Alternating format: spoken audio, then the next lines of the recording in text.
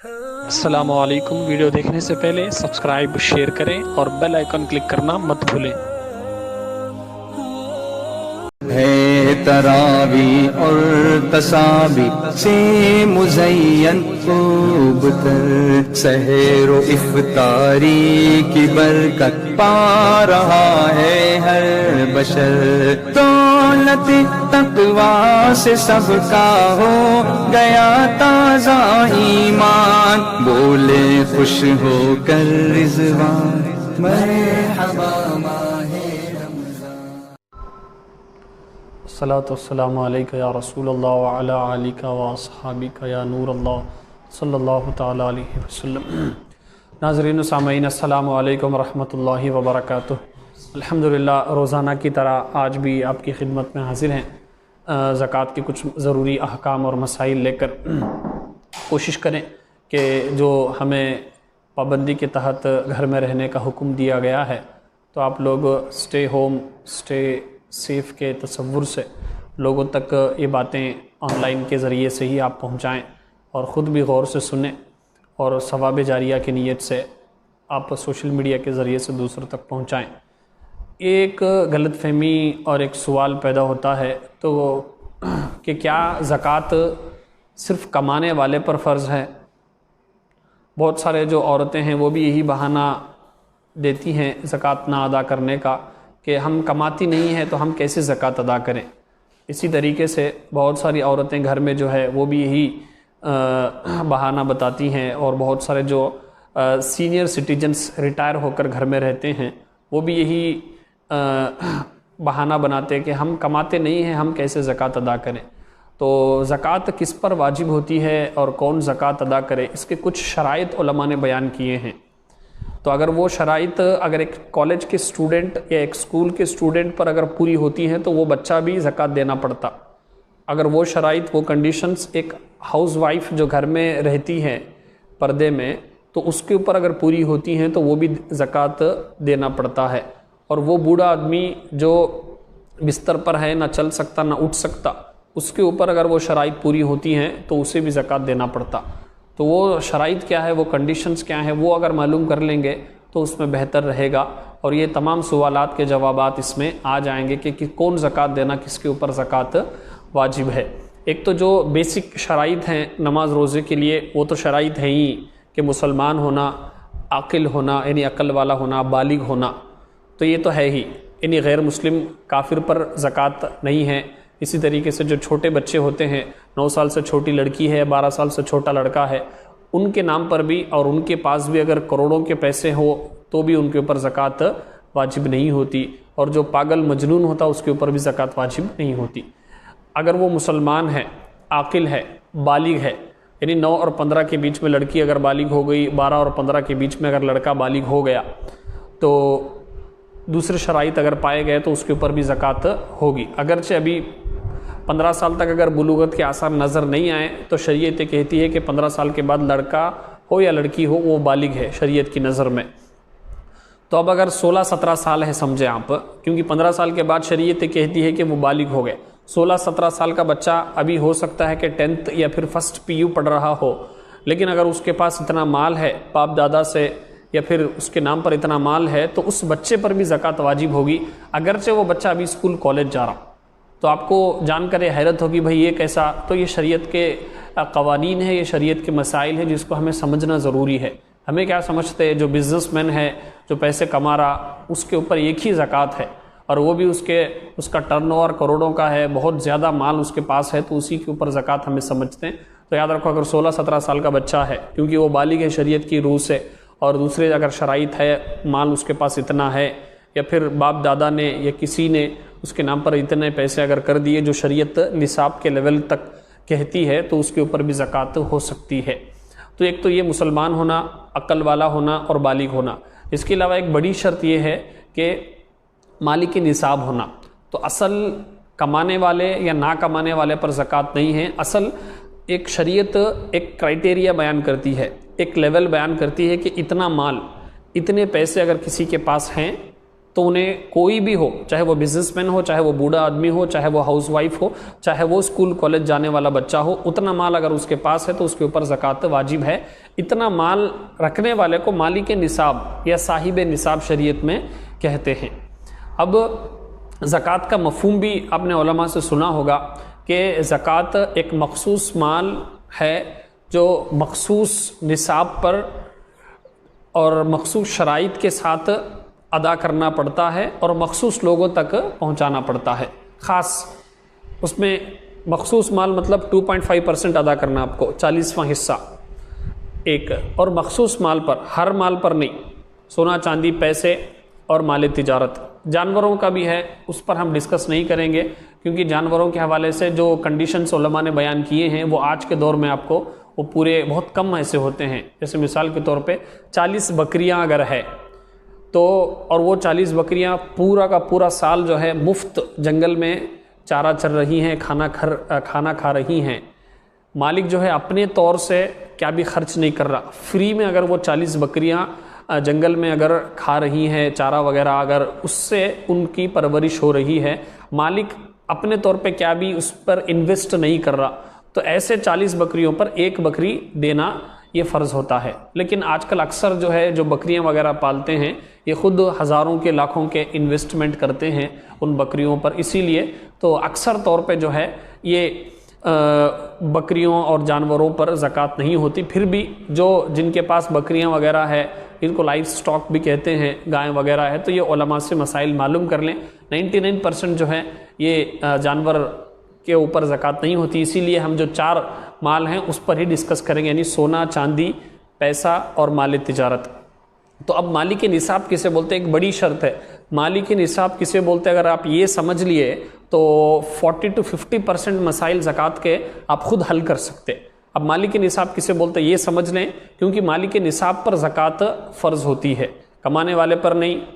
कमाने वाला ना कमाने वाला, चाहे वो घर में रहती है औरत या बाहर काम करती है, वो बच्चा स्कूल पढ़ता है या नहीं पढ़ता, ये चीज़ें उसमें ज़रूरी नहीं है, और ये कोई ऐसी बेस नहीं है जिसकी बिना पर ज़कात वाजिब हो या ना हो। सबसे बड़ी चीज़ क्या है, मालिक निसाब होना। अब मालिक निसाब किसे बोलते हैं, ये 4 चीज़ें हैं, एक सोना चांदी पैसा और माल तिजारत। सोना आपको मालूम है गोल्ड जिसे बोलते, वो अगर 7.5 तोला सोना अगर किसी के पास है तो उसे मालिक निसाब बोलते। या फिर सोना नहीं है चांदी है, 52.5 तोला चांदी यानी 52.5, तो अगर उसके पास इतनी चांदी है तो भी उसे मालिक निसाब बोलते हैं। अब चलो सोना भी नहीं है चांदी भी नहीं है, लेकिन अगर उसके पास इतना कैश है या फिर इतना उसके पास फिक्स्ड डिपॉजिट या शेयर्स है या फिर उसके पास ऐसे बॉन्ड्स है जो वो इजीली कैश में बदल सकता, तो अगर उसके पास इतने पैसे हैं जिससे वो बाज़ार में जाकर 52.5 तोला यानी 52.5 उतनी चांदी खरीद सकता, तो उसे भी मालिक निसाब बोल सकते। या फिर उसके पास सोना भी नहीं है चांदी भी नहीं है और उसके पास कैश भी नहीं है, लेकिन उसके दुकान में या घर में या फिर उसके अकाउंट में उसके पास कोई ऐसी चीज़ है जिसको वो बेचने के लिए उसने रखी है, बेचने के लिए उसने खरीदी हो या बेचने के लिए उसने बनाई हो, तो वो प्रॉपर्टी या वो आइटम जो बंदा बेचने के लिए उसने रखा हो उसकी वैल्यू भी अगर बाज़ार की 50.5 को 2 तोला यानी 52.5 52 तोला चांदी के रेट के बराबर है, तो उसके ऊपर भी ज़कात होगी। अब ये 4 चीज़ों में से कोई एक चीज़ भी उसके लेवल तक हो तो उसे भी साहिब निसाब बोलते। 7.5 तोला सोना है, कुछ भी नहीं है उसके पास, सिर्फ 7.5 तोला सोना हो तो भी उसे मालिक निसाब बोलते। अब सोना भी नहीं है पैसे भी नहीं है माल तिजारत भी नहीं, सिर्फ चांदी है 52.5 तोला चांदी, तो उसे भी मालिक निसाब बोलेंगे। अब सोना भी नहीं चांदी भी नहीं है, बेचने का माल नहीं, लेकिन उसके पास कैश है, अगर कैश इतना है जिससे वो बाजार जाकर 52.5 तोला चांदी खरीद सकता है तो उसे भी साहिब निसाब बोलेंगे। या फिर थोड़ा थोड़ा है, 10,000 का सोना है, 20,000 की चांदी है, 10,000 कैश है और 50,000 का बेचने का माल है, इन सबको मिलाया जाएगा। इन सबको मिलाकर इन टोटल वैल्यू एक जगह लिखें। दूसरी तरफ बाजार में 50 को 2 तोला 50.5 को 2 तोला 52.5 तोला चांदी का रेट कितना है, ये 4 आइटम की वैल्यू ज़रा मिलाकर टोटल वैल्यू उसकी 52.5 तोला चांदी के रेट के बराबर है, तो उसे भी क्या बोलेंगे, मालिक निसाब कहेंगे।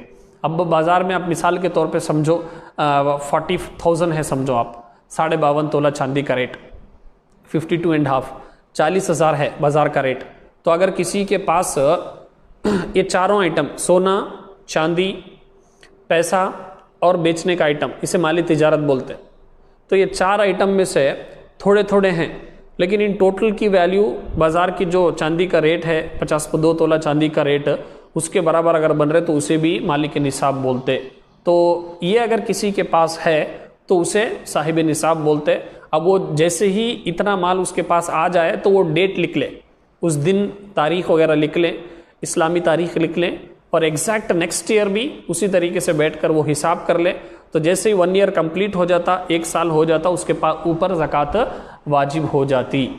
तो अब मिसाल के तौर पे समझें, घर में अम्मी हैं, ना वो कमाती हैं, ना बाहर जाती हैं, ना उनका कोई बिजनेस है, ना कोई इनकम है। बेटा कमा रहा, बेटा पूरे पैसे लाकर माँ के हैंडओवर कर रहा, माँ की मिल्कियत में दे रहा, माँ के कब्जे में आ गए। अब पूरे के पूरे पैसे लाकर माँ को दे रहा, तो अब माँ के पास अगर इतने पैसे हैं, लाख रुपए है, 50,000 है, जिससे माँ बाज़ार में जो चांदी का रेट है उसके बराबर है, तो माँ के ऊपर ज़कात वाजिब होगी, बेटे के ऊपर नहीं, क्योंकि माँ के पास उतना माल है। अगरचे माँ बाहर नहीं जा रही, अगरचे माँ का कोई बिजनेस नहीं है, लेकिन माँ के ओनरशिप में, माँ की मिल्कियत में, माँ के हैंडओवर में उतना पैसा है जिसकी वजह से उनके ऊपर ज़कात वाजिब होती। तो ये चीज़ें हमें समझना ज़रूरी है। या फिर बेटा पैसे कमा रहा, माँ की मिल्कियत में नहीं कर रहा, जस्ट सेफ्टी के लिए, हिफाजत के लिए माँ को दे रहा, माँ को पूरा सुपुर्द नहीं किया, तो वो असल में बेटे का ही होगा, बेटे के ऊपर ज़कात वाजिब होगी। इसी तरीके से घर में औरतें हैं, तो उनके पास 2 तोला सोना है, 1 तोला या 4-5 तोले चांदी है, 1000 रुपये भी अगर उनके पास है तो वो भी मिलाएंगे। और वो कौन सा कैश, वो ज़रूरत से ज़्यादा कैश, मतलब अगर आपने उसको स्कूल फीस पे करना है, या फिर आपको करंट बिल पे करना है, या घर का किराया पे करना है, इन तमाम चीज़ों को निकाल कर जो एक्स्ट्रा कैश है वो कैश इनमें मिलाएंगे। मिसाल के तौर पे अगर घर में खातून है, उसके पास 2 तोला सोना है और 10 तोले चांदी है, 1000 रुपये अगर उसके पास कैश है, ये तीनों को मिलाएंगे तो 2 तोला सोना मेरे ख्याल में 50,000 से ज़्यादा बन जाएंगे। उसके बाद चांदी वो एक 5-6 हज़ार बन जाएंगे। उसके बाद 1000 रुपये अगर मिलाएंगे तो 50,000 से अगर ज़्यादा हो गया, तो बाज़ार में जो 52.5 चांदी का रेट है, तो उतने तोला चांदी का है, तो आराम से उस खातून पर ज़कात बनती। हालांकि वो ना कमाती है, ना उसका बिजनेस है, ना कोई वो सैलरीड पर्सन है, एम्प्लॉय है, कुछ भी नहीं है, लेकिन उसके पास शादी में माँ बाप से या शौहर के दिए हुए गहने और जेवरात मौजूद है, उसके ऊपर ज़कात वाजिब होगी। इसी तरीके से घरों में कभी कभार जो है ये समझते कि घर का बड़ा ज़कात देना, घर का बड़ा ज़कात देना ये कहाँ भी कॉन्सेप्ट है नहीं। घर में अगर 6 लोग हैं, 2 बेटे, सपोज 3 बेटे हैं और 3 बहुएं हैं, 6 लोग हैं, और 2 माँ बाप, 8 लोग हैं समझो, 1 2 3 6 8 लोग हैं। तो ये 8 लोग भी अलग-अलग इंडिविजुअल बैठकर हिसाब करेंगे। मुझे मेरा हिसाब करना है, मेरी बीवी के पास कितना सोना है, I am least bother about that, उससे मुझे ज़रूरत ही नहीं, वो उसका हिसाब वो खुद दे लेगी।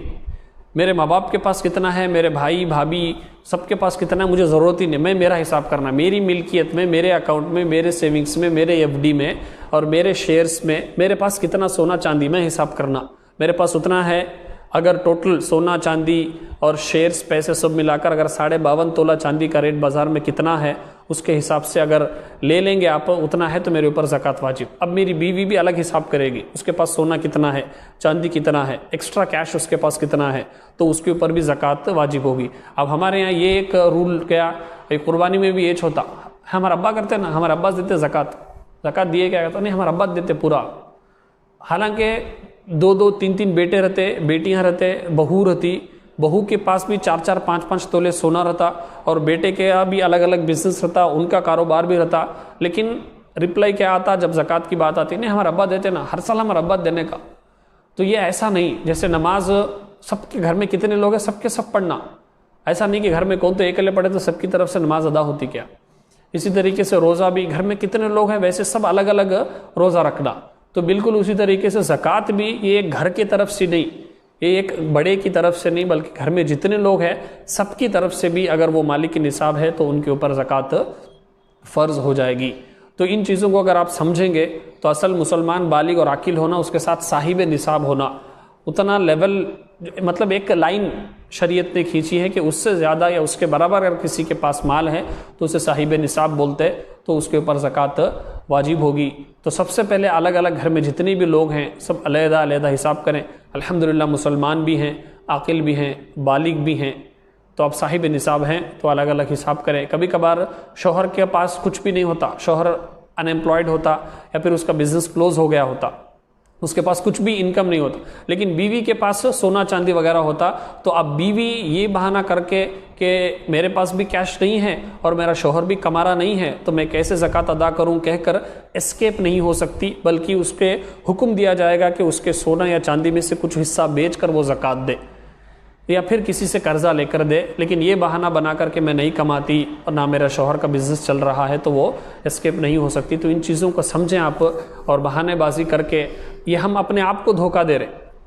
अल्लाह तबारक व तआला बेनियाज़ है, उसे ज़रूरत नहीं है हमारे पैसों की ज़कात की, तो इन बहानेबाजियों से हम खुद जो है अपने आप को धोखा दे रहे हैं। इन चीज़ों को समझें, और बहुत सारे मसाइल हैं ज़कात के, इंशाल्लाह आप जुड़े रहें, रोज़ाना कुछ ना कुछ आपको बातें बताई जाएंगी, और इसमें कुछ आपको डाउट और शक है तो आप उलमा से मालूम करें और मसाइल को हल कर ले। दुआ है कि अल्लाह तबारक व तआला हम सबको कहने सुनने से ज़्यादा अमल की तौफीक अता फ़रमाए।